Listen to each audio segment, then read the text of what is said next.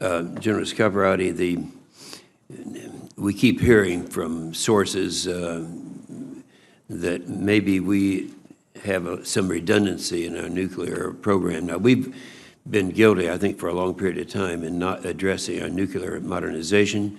We now are faced with a situation where we have both Russia and China with what we'd call a triad system. And I think that people with your background need to respond as to why a triad system is not redundant and is necessary. Well, sir, first of all, our strategic nuclear force is critical to our deterrence and our security. And a triad, as a part of that force, is important as well. The triad gives each one of those legs of the component give us specific qualities that are somewhat different.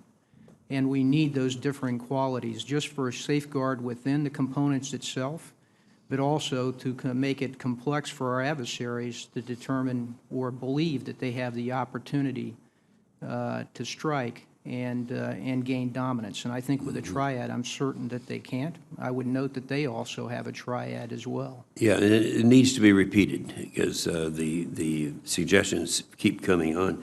This is in Ukraine. Russia's now in their 6th year at war there. We've talked about, and we've actually had language in our defense authorization bills to send lethal help to Ukraine. And to my knowledge, there's only been one case where we actually were using lethal assistance.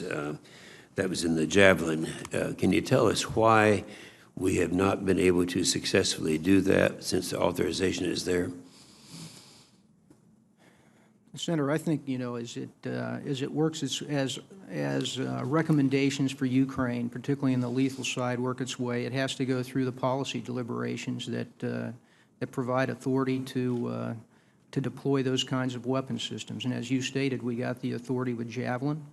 The Ukrainians, in my view, have trained very well for the use of that. They've been responsible in the security and the deployment of it, and we watch that closely. So they've handled that well. There are other systems, sniper systems, ammunition, and perhaps looking at the Kerch Straits, perhaps consideration for naval systems as well here in the future as we move forward. Well, we have the authorization bill coming up. Is this something you think that we might need some more language on? Well, as you will see, I'll have recommendations for that. Good. And I would like consideration of those recommendations. Okay, appreciate that.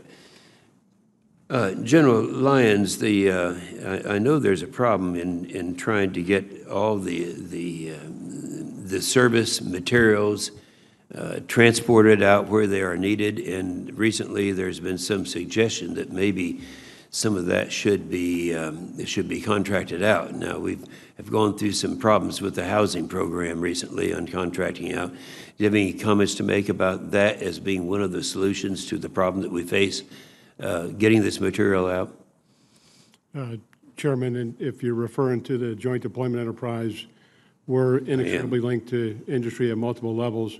If we're referring specifically about the household good program, I think that's what you're referring to, sir? That's what I'm referring to, and that's where the suggestion has come out. Yes, sir. And what I would say on that is that's 100% commercial industry. It's not an effort to privatize whatsoever, but it is an effort to restructure our relationship with industry in a way that delivers higher quality capacity and holds carriers and the government accountable. Good. Senator Reed.